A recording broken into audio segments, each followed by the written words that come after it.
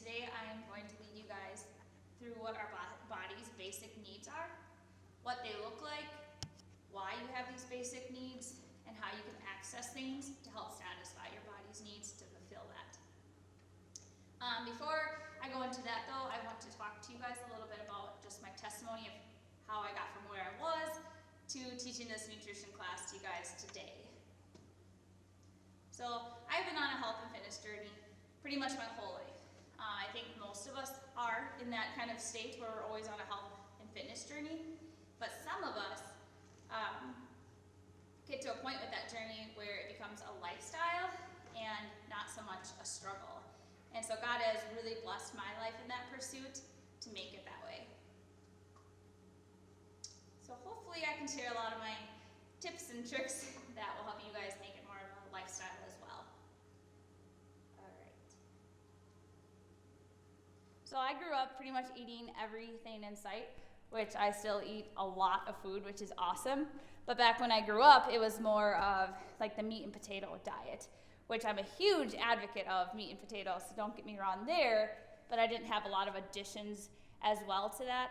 So for example, my vegetables was pretty much just corn, fruit was a rarity, and junk food was delicious. So then things began to change. I was extremely active growing up. Basically my whole life I have been. Any sport or hobby I could do that involved physical activity I wanted to be in. And I think that was the only thing that kept my physical body from reflecting my poor nutrition, was because I was so active. Then around 2010, I would say that was a turning point for me when things started to change as far as my nutrition. One, because I was in college, and there's a lot of pressures in college, I think, to be a certain size or fit or be involved in a certain amount of things. So college kind of influenced my, strive for healthier nutrition. But the biggest one was I had joined the military in 2010. The military is what brought me to a higher level in my fitness too. I realized that I didn't just run and want to be in shape, but I could actually excel in the fitness industry. Out of my company, there was 200 soldiers, and I was 1 out of 5 of them that completed the highest fitness record you can get in basic training. And so that really inspired me to want to fuel my body with nutrition and not just eat random food. I wanted to continue to excel and improve myself. So I was pretty inspired, and I began to eat healthier. But healthier was cheese and crackers, yogurt, and 1 donut instead of 2. And before you get on me about calling out cheese and crackers and yogurt, just stay with me through all of these lessons, and that will make more sense to you at the end. So here I am beginning to eat healthier, and then this had me end up stumbling upon a bodybuilding competition, and I saw the women up on stage, and it wasn't the huge big ones where you just think they're on steroids. This was a fit class, and I was really impressed with how fit and in shape they were. It was awesome. And my very humble self at the time thought, man, in a couple weeks, I could be right up there with them and compete. So yes, a week later, I was signed up for the most demanding and strict nutrition and training program you've ever seen. And 6 months later, I competed at my first bodybuilding competition. But that brought me from one extreme of pizza and donuts to the other extreme of nothing was allowable except for chicken and broccoli.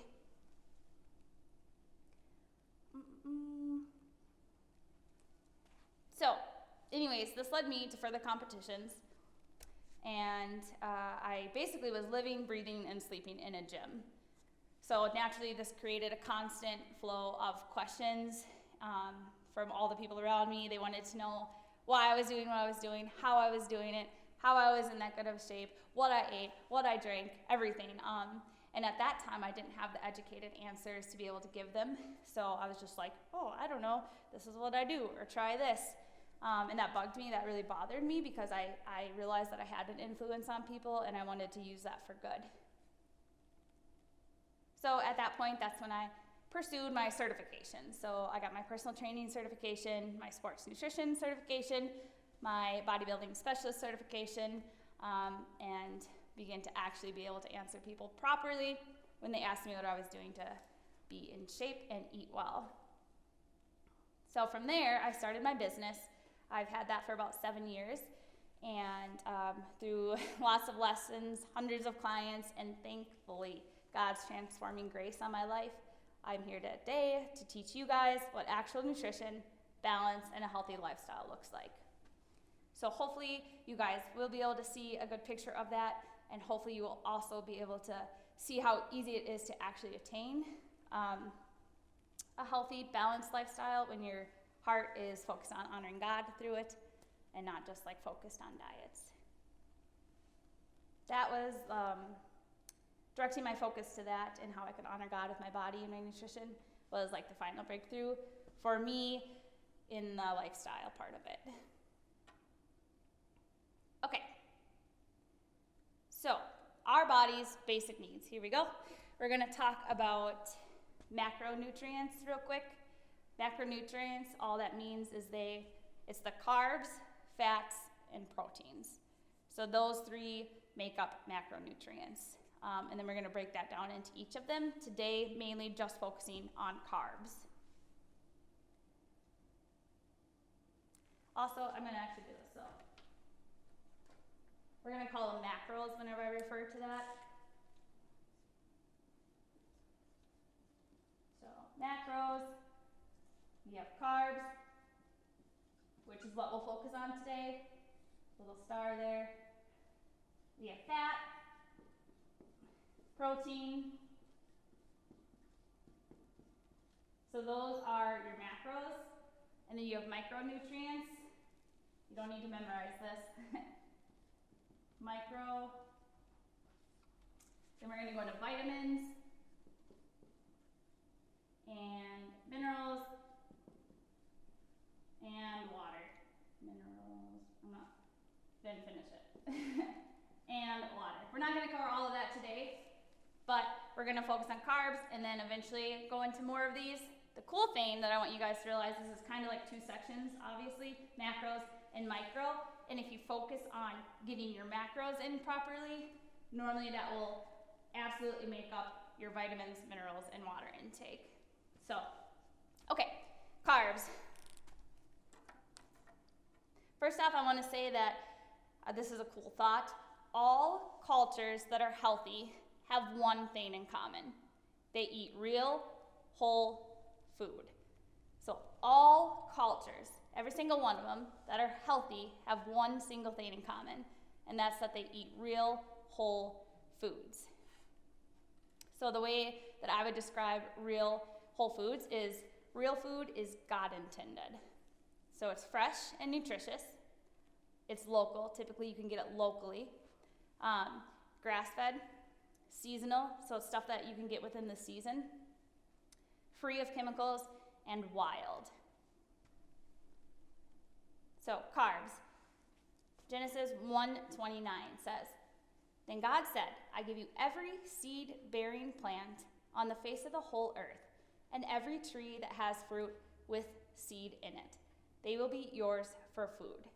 So I like that verse right there because that automatically eliminates chips and pop and sugars and Pop-Tarts.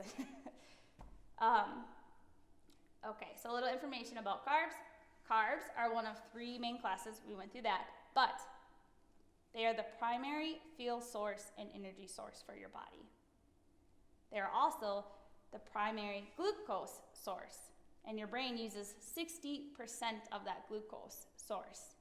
So basically, like you've heard of, like fog brain, or if athletes are on low carbs and they're kind of acting goofy, you've probably heard people refer to that before. That's what causes that low carbs is because our brain uses it for energy, as well as the rest of our body. Carbs help maintain blood glucose levels, and that's vital for appetite control. Sometimes we're wondering why we're craving things, and we think diets or changing something in our nutrition plan is so difficult. And that's probably why, because we're cutting out the wrong things, which is making our appetite do wild stuff. All right. So I'm going to draw another diagram here, and we're going to look at carbs a little bit differently, okay?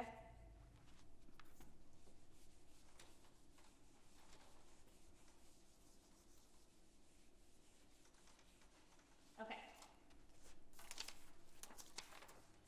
So we're going to look at carbs, fat, and protein like this. Okay, so it's a circle constantly going around. Like we'll call it the balance circle, because you need all three of those macronutrients for balance. Okay? So instead of putting carbs, fat, and protein, I want you guys to look at carbs like this. Energy. Oh my goodness. Energy for carbs. Okay? And we'll get to the protein and the fat, but I don't want you guys to think carbs, fat, protein any longer. We're going to think energy, okay? Because it's primary. It's completely necessary. Okay? Within carbs, there's two kinds. There's complex carbs and there's simple carbs. First, we're going to go through simple carbs. So simple carbohydrates are broken down quickly by the body to use for energy. So very common examples of simple carbs would be candy, white breads, most pastas, cereals, candy bars, soda, any sugary drinks, juices, cookies, chips.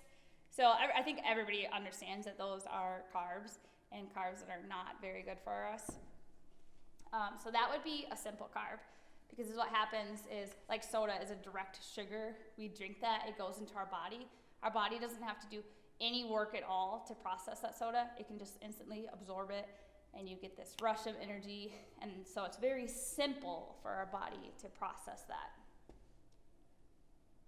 And processed carbs, which were all of the above that I listed, means a factory has done the job of what our bodies have been designed to do. So our bodies, like I said, are designed to break down carbs into glucose. So something that's processed, a factory has already done that for us. So processed foods are designed to extend shelf life, falsely enhance flavors, and they have eye-catching colors. They create addictions. They are created to create addictions in you. And they are created to feed the masses and increase profits. So I think we like to look at processed foods as something that we need, that society needs, but it's honestly they create them for profit. The original design of processed foods came about in like the Depression era. That's when a lot of processed foods came out because they didn't have food to feed the masses. People couldn't access food. So at one point in time, they were extremely necessary to survive, but I don't think any of us are right now trying to survive through cookies. All right. So a little bit more on the digestion of like when soda goes through us. Basically, with any food, the second the food hits our mouth and hits the saliva, our body starts to break it down. So you can see how the easier and more simple the carb is, our bodies do not have to work to do that. Okay, now we are going to talk about complex carbs. I also like to call them high octane fuel versus simple simple carbs would have been low octane fuel. So now we're on complex. So some good examples of that would be sweet potatoes, rices, red potatoes, beans, vegetables, whole grains, fruits, oats, quinoa, jasmine rice, that's a personal favorite, as well as sweet potatoes. You'll hear me refer to those a lot. So those are complex carbs. We eat them, we have to chew them, we have to process them. It takes our body a lot longer to digest them. We don't get that spike in energy. It's more of a sustainable flow throughout the day from those, and we don't have a crash at the end. So I think I'll write this up. Just to get a better look at that, you guys, we're going to call it high octane.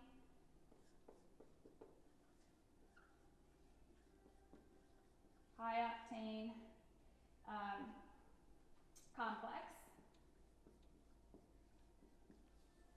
And they have, so one is energy sustaining.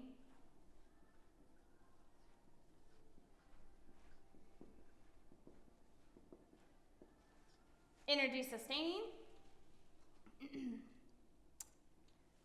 satisfies, nourishes, and then the other one, low octane, we have crashing, depleting. What else I got on there? Oh, a big one. High octane complex carbs satisfies cravings. Low octane simple carbs makes you continue to crave things because you're not getting the nutrients which are in high octane complex carbs. So one supports cravings, one ends cravings. Okay. So a little bit more on nourishment.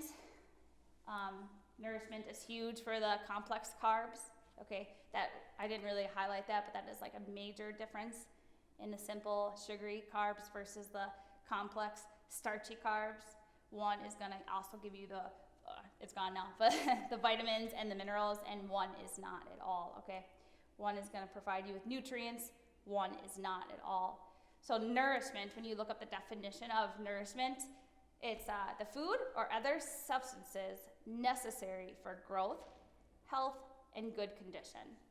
To sustain with food or nourishment. Supply what is necessary for life, health, and growth. So when you think of it that way, not just think of it that way, when you know of it that way now, it's kind of crazy to think that we're willing to eat stuff that doesn't provide us with what is necessary for life, health, and growth. I thought it was pretty cool when I was Googling the definitions for nourishment. These are the terms that, like, within a second that Google led me through, and it was nourish, fuel, everyday, sustaining, important, whole foods, body, mind, spirit, faith. Like, that's what the Google definition of nourishment brought me through. And so I thought that was really neat. And just really quick, I want to refer to a little bit of scripture because obviously nourishment, whole foods, body, mind, soul, faith, that reminds me of God. So God will change us from the inside out, just like healthy nourishment will. So they're hand in hand with how that works. Like in Matthew 6:11, it talks about how God gives us today our daily bread. John 6:32 through 36, it says, "The truth is," Jesus says, "Moses didn't give you the bread of heaven. It's my Father who offers bread that comes as a dramatic sign from heaven. The bread of God is the one who came out of heaven to give his life to feed the world." So, and then it goes on to say in that same verse that I am the bread of life. So Jesus is the bread of life. And I think that's really neat because it's not a coincidence at all that God used food as a metaphor to explain our need for him, because he also created and designed food to fuel and nourish our bodies in the same sense.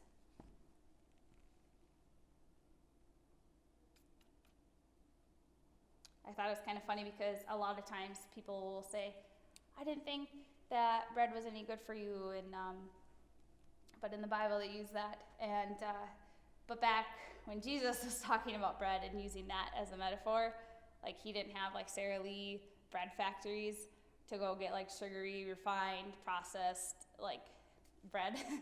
It was as holy as it can get. So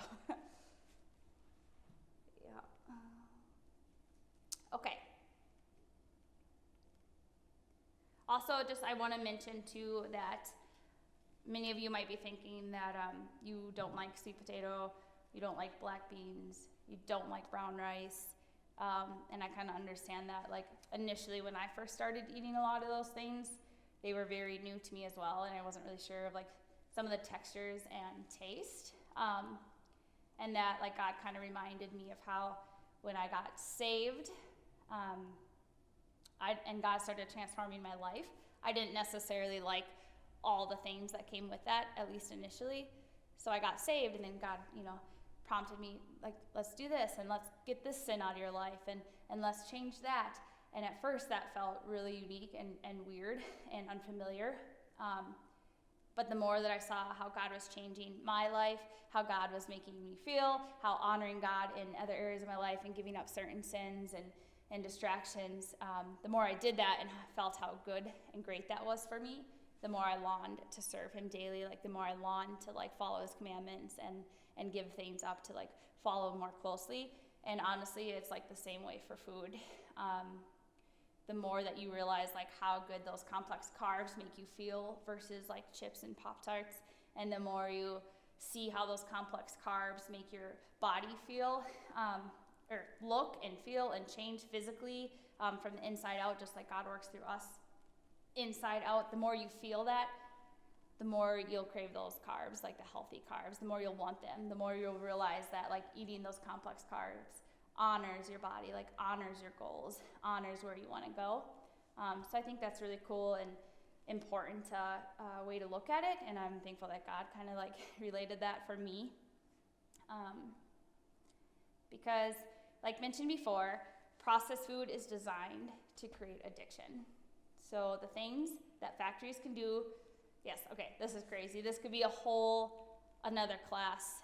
The things that the factories can do through all the processed food out there, not just carbs, I mean, this applies to all food, but the things that the factories can do is like really mind-blowing. We could talk 10 more classes just on that alone. It's pretty wild. For example, Doritos, their design, like within their chips, so every chip that you eat, it has hints of false nutrients. So somehow they've like engineered, I don't know, I don't understand any of that, so don't ask me about that side of things, but they've like engineered so that it has like false nutrients. So you might eat a chip and your brain says, oh, I'm getting grapefruit and broccoli and a sweet potato. That might be like a far measure, but so then since your brain thinks it's getting those nutrients, at least initially, you want to keep like eating those chips because now you're getting salty and such good flavor and a little bit of sweet and spices, plus your body thinks it's getting the nutrients that it's actually craving. So it's pretty wild, and that's all just so that they can like, hike up the profits and keep selling chips to us.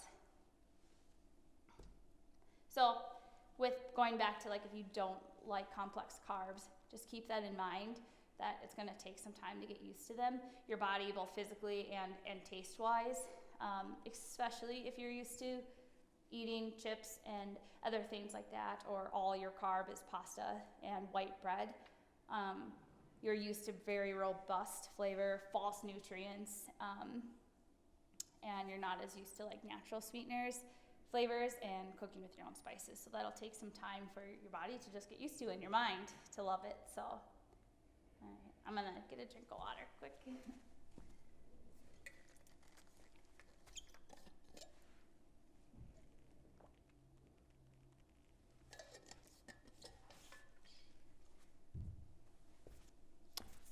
gonna erase this quick.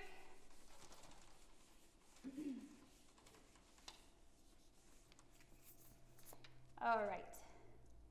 So real quick, just some fun facts on carbs before we go into a little bit more. This might not actually be fun for people, but nothing has 0 carbs. So if it says that it has 0 carbs, it's processed to like the absolute extreme to make that happen. So definitely not healthy for you, even if it's no carbs. Another big one is, and we'll get into diets later, not in this class, so you'll have a better understanding of this too, but you can stay lean on a high carb nutrition plan.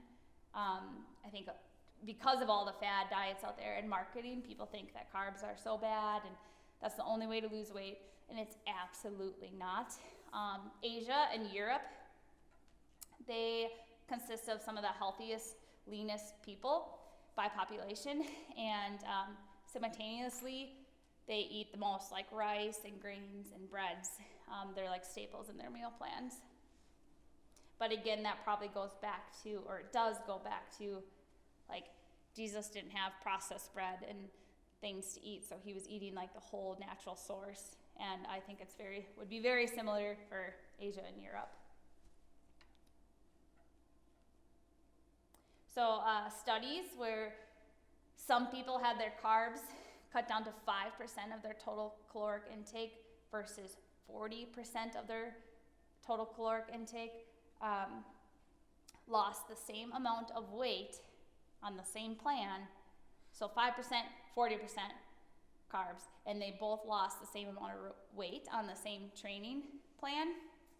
The only difference was the people that cut their carbs versus didn't cut their carbs, is these people were, like we talked about, depleted, low on energy, brain fog, and so they weren't eating to feel well. So that's like proof right there that beyond the other facts that carbs are good. So it wasn't about a perfect diet, it was about whole, real foods and being active, because that's what all of them had been doing.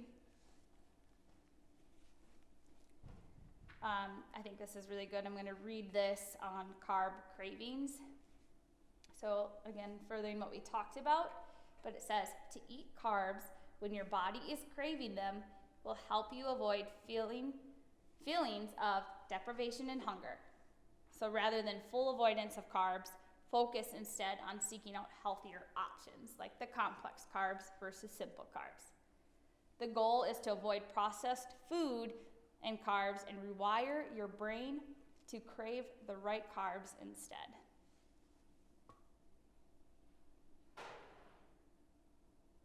Okay.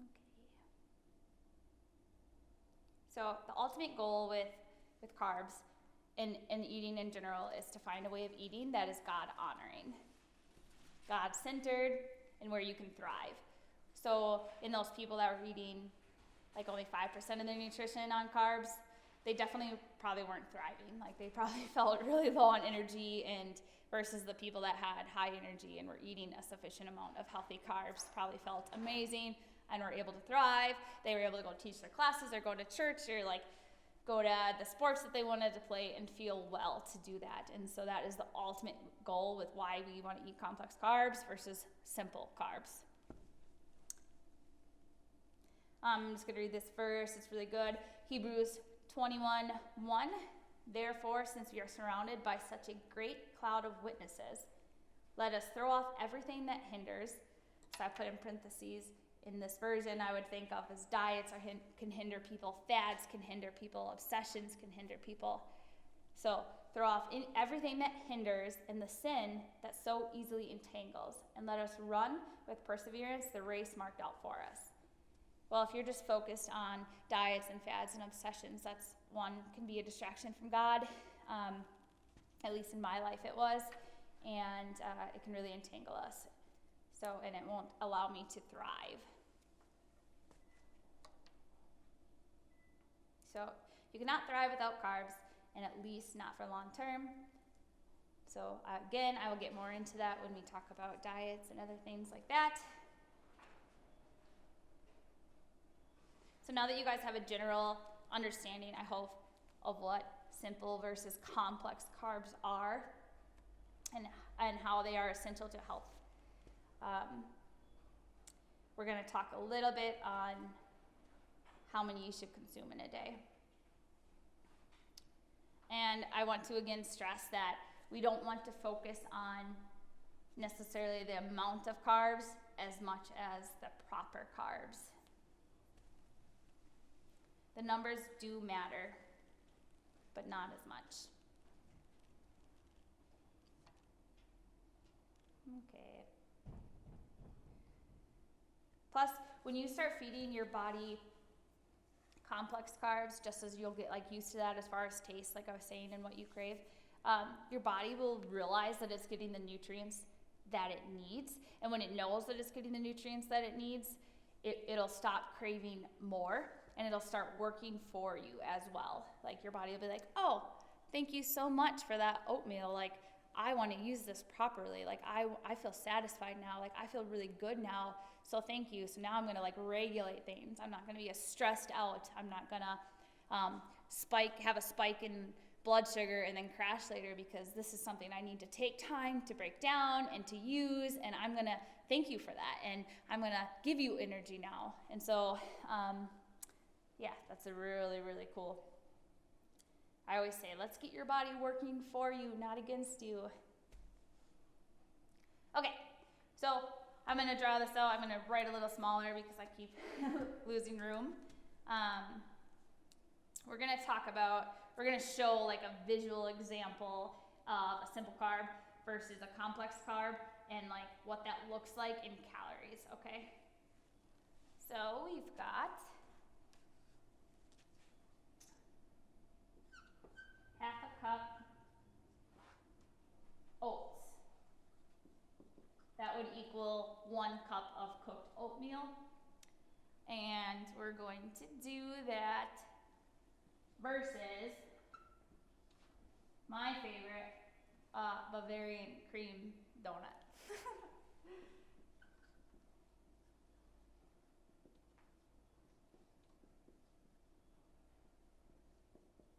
Okay. So, half a cup of oatmeal, it equals 1 cup cooked. And if you're not used to eating oatmeal, 1 cup of cooked oatmeal is a lot. Like, you will be satisfied and full with that. Versus, at least me, I could probably eat a couple of those pretty easily. I might feel it sit in my gut, but I'm probably not that satisfied with it. So, here we go. Half a cup of cooked oats equals about 140 calories. And in the donut, 270. We got to remember this from earlier. 1 is high fuel, so think of that as high quality, and 1 is low. Okay? Then, I'm getting big again. Oh, this one's a good one. Oatmeal has 2.5 grams of fat versus the donut has 15 grams of fat. So, okay. Next, I'm not gonna write this one. 1 nutrient dense, 1 no nutrients at all coming from that donut. 1 slowly digest through your body. So over time, throughout the day, you eat it for breakfast. 3 hours later, it's just probably ending. It's energy that it's providing for you. Bavarian donut, that is going to instantly provide you energy. You're going to feel a high from it. You're going to feel instantly satisfied, but then you are going to crash shortly after, and your body is going to continue to crave what it really wants, and that's nutrients. Okay? Nutrients and high fuel. Yep, so that like goes into the blood sugar spikes. That's going to cause that blood sugar spike, which is going to cause the crash, kind of what I just said. This one is not going to cause that spike. This one's going to help your blood sugar maintain at healthy levels throughout the day. Yeah, so no crash, quick crash. So just a little bit of a diagram there of the difference, and this one is going to satisfy you. Like, if you're not used to eating oatmeal and like you're used to eating simple carbs, you would eat this and you wouldn't even be able to finish it. Like, almost every single client I've ever had that I've switched them from like a Pop-Tart for breakfast to like a nutrient dense breakfast, they can't even like get halfway through. They're like, oh, this is so much food, and it's just like the body is not used to having to break down things. It's used to being spoon-fed. So a good book, Revelation Wellness, if you guys have ever heard of that, they have a lot of really good analogies and metaphors and things like that, and that's what they say, like, eating simple carbs like a donut or soda is like spoon feeding your digestive system. It's like, here you go, too easy. You don't have to work at all. Just stay where you're at. You're going to love this. And then we expect something from it, and that just can't happen because there's no discipline within that digestive system versus you not spoon feed it and you get the oatmeal or a bagel or a healthy bagel or something. There's other examples, but you give it something like that, it really has to work to digest that, and so then it wants to reap a harvest from its work, and so it'll provide energy to you. So cut the donut, not the carbs. And of course, as I talk through this, you guys, I still have a donut every now and again, and what's a carb I love that's not good? A lot of them probably. But pretty much for every unhealthy carb I really love, I have easily found alternatives in a healthy version. So maybe it's not as processed, maybe it's not as broken down. So a good example, an easy example, which I'm sure a lot of you guys are familiar with, would be popcorn. I really like popcorn, but I'm probably not gonna get the most processed, buttery popcorn out there. I love popcorn and it's fiber, I'm gonna have that good snack, but I'm probably gonna get air popped and not put butter on it. That's my preference. So there's ways to still have things you love. It doesn't mean you can never have a donut again, but just don't have one every day, Okay, so now you kind of understand why in calories how it looks one versus the other, as far as amounts. So, but then as far as how much you should have within a day, the average person is suggested to have between 40 to 60% of their total calories be carbs. So let's just say you're going to eat, say it was 50%, and you were going to have 2,000 calories a day in your nutrition. 1,000 calories of that would be carbs. So we're allotted a lot of carbs within our nutrition plans. But of course, it depends a little bit on your activity levels. And so we're not going to majorly get into that. In another class, I am going to talk with you guys more on how to apply this into a day of eating. And I think that will be really beneficial. But for now, I'm just going to give you that rough percentage of 40 to 60% of the calories that you take in should be carbs. And that doesn't mean they all have to be oatmeal. It doesn't mean that they all have to be the super starchy, potatoes and stuff like that. You got to remember the fruit. Fruit is amazing. I eat so much fruit, especially when I'm craving sweets. So that's carbs. And vegetables. Vegetables help keep me satisfied longer and fuller longer.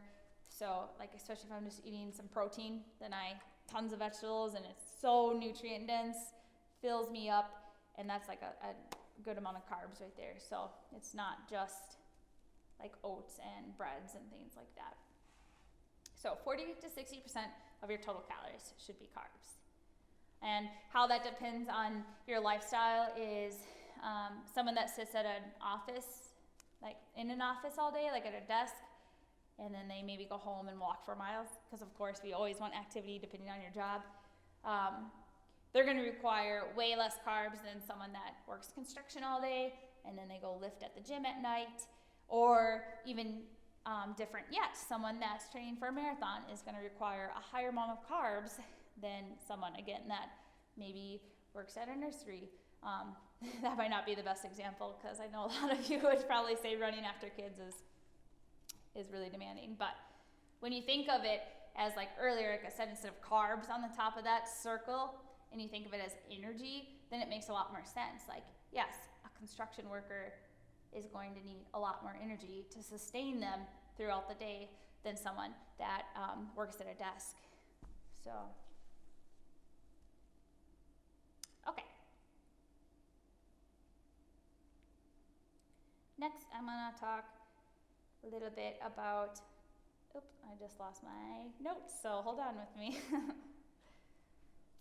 A calendar notification popped up and got in my way. Okay. All right. So I just want to talk a little bit. Oh, price point with this too. That's fun. We'll go back to this just for a second. Like, what does a donut cost? Maybe like 80 cents, 75 cents, I don't know, something like that, for one quick donut versus, my gosh, I don't even know, but it's cheap. Like $3 for the whole, the container this size. I should know the ounces, but I don't. I actually get mine in bulk, like a 50-pound bag at a time.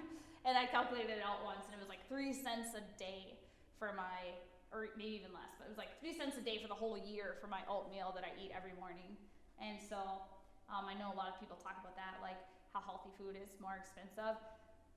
And I wouldn't say that at all. So yeah, just remember like 3 cents a day versus if I eat a donut a day, that's 80 cents a day. So it's pretty, it doesn't even compare. So that's kind of cool to keep in mind about price point in simple carbs versus complex. The nutrients that you're getting to. A big thing that people always say is like, I'll eat healthier when McDonald's salads are $1 and their cheeseburgers are $5. And it's like, well, you get what you pay for, because it might be a burger for $1, but there's no nutrients in there. We know that. And I wouldn't suggest necessarily a salad from McDonald's either, but that salad at least is going to have some nutrients in it. So you're paying for nutrients, you're not paying for a salad. A burger doesn't have any of that. It's all processed. And so I understand. I do think salads are too expensive. Trust me, I am with you on that. But you got to remember, you're paying for nutrients, and the other one you're paying for nothing. You're getting nothing out of it except for just a quick satisfaction. So that's why the price is there. One is going to help your body, one is not. That's worth paying for. Okay. So again, this is another thing I'm not going to get super into, but we kind of talked about like what the complex carbs, and that's like God intended real whole foods. And a lot of times people tie that to organic as well. But I just wanted to remind you, we'll talk about organic later, but organic healthy does not, like if it says it's organic, it does not always mean it's healthy. Especially because the organic industry also became, they also want to make money too. So they kind of learned through their marketing what captures people. So for example, they have like organic Reese's peanut butter cups. And so people are like, oh my gosh, organic is healthy. So I'm going to get this and I'm going to eat it and it's healthier. But it's like, nah, the true spirit, if you want to say, originally, God's original design of organic is like back to what we referred to of whole, local, not processed, not full of chemicals, fresh. You can grow it and pick it, you can butcher it and eat it, you can fish and consume it, you can grill and harvest it, natural sugars. That's what organic is. So just because it says organic on the label, like they're just as into marketing as like Doritos is. So just keep that in mind. Just because it says organic on the label does not make it a healthy carb. Okay, yes, and then that leads me into the next thing of convenience of carbs and marketing strategies has replaced thinking. So I'm going to draw one more thing today, and it's going to be a store diagram. I'm just going to kind of show you guys, and I'll probably add more tips on this later, but just like a little store diagram of when you are shopping, and this will apply to not just carbs, but later on your fat and protein as well. Just a little tip of how to shop in a grocery store for those complex, healthier options with your food. So, okay. So, let's use a different color. Let's use purple. Okay. So let's use Marketplace Foods here in Rice Lake because a lot of you probably shop there. But either way, almost every grocery store, I'm sure you guys can agree, are laid out about the same. I just got to think of what angle to do this at. So I'm gonna draw it kind of sideways, okay? So here we go, big marketplace. Parking lots over here, okay? We're just gonna say that, parking. So here's the doors to go in, okay? So typically when you guys go into the store, As soon as you walk in, obviously we have produce. Okay, so we'll say this is like the fresh foods, and I'll get into what fresh foods actually are in another class. But so you walk in and you have fresh produce, right? But before you even get to the fresh produce, there are stands right away of marketing, okay? Maybe it's like quick eye-catching things, because marketing strategies with like all foods, but definitely like the simple carbs, is they want to capture you right away. So they're coming into this grocery store, they're probably hungry, or they're like, what do we need? So they want to like supply that need right away. So a lot of times you'll see like salty, sweet, you'll see snacks, something quick. They'll try to like get you right away with something that's gonna like tempt that craving in you, because your body's craving nutrients, right? And falsely, these things can satisfy those at times, okay? So after they capture you here, then it goes into the fresh produce. So just keep that in mind whenever you first go into a store. I'm sure like you guys aren't just like falling for it left and right or anything, but that is something that they do. So general rule of thumb is the best food is on the outside. So let's make it like a little path. Okay, you guys kind of understand that? The healthiest foods are going to be on the outsides. Okay? And in here is where all the processed foods are generally going to be. Okay? Sometimes we'll have a little organic section, but again, a lot of that organic is processed as well. And you're like, this is so much, like I know what the store looks like, but I just want to talk about it. Like, they're going to try to capture you right away with junk. But then you pass that, it's kind of like a game, you pass that, you're not tempted. Just focus on the fresh produce, okay? That's going to be nutrient-dense minerals, okay? Because normally when you come into the store, you're like not thinking a ton of exactly what you need, and on the way out, it's in the middle that you focus more. So a lot of people don't get these things initially.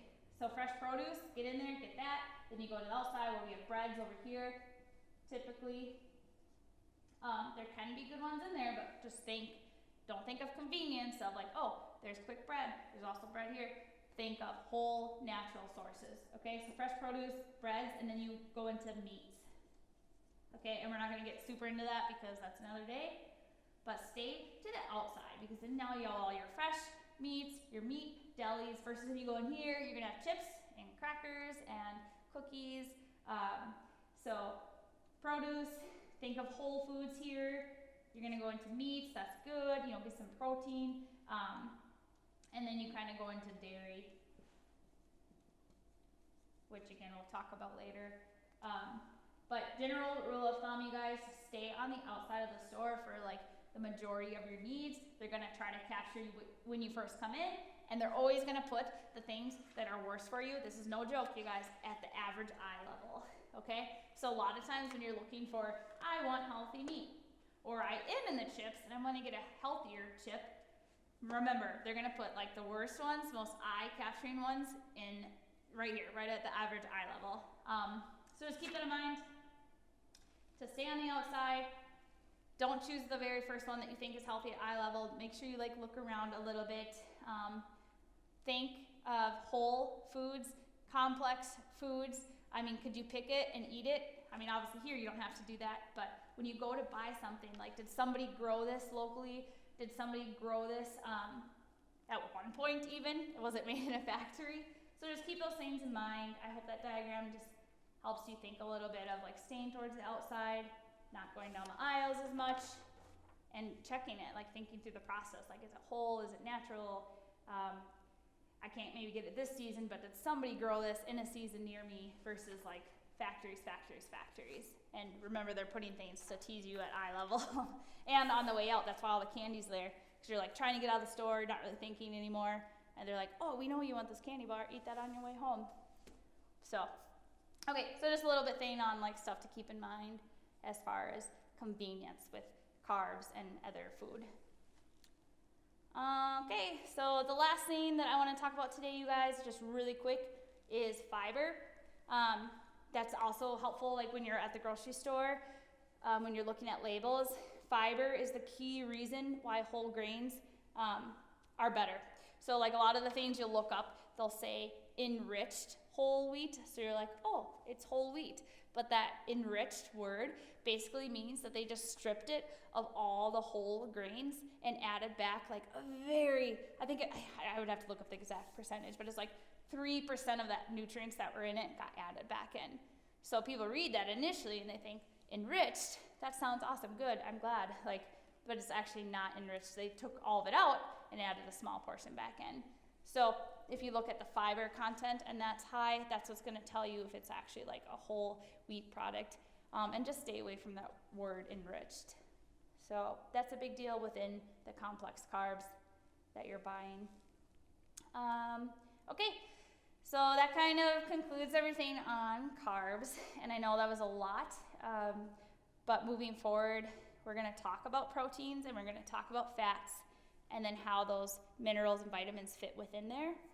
And at the end of that, I'll be able to take all that information that I've given you and just simply apply it to like, here's what a day of eating well would look like with just, those tips and tricks that I gave you.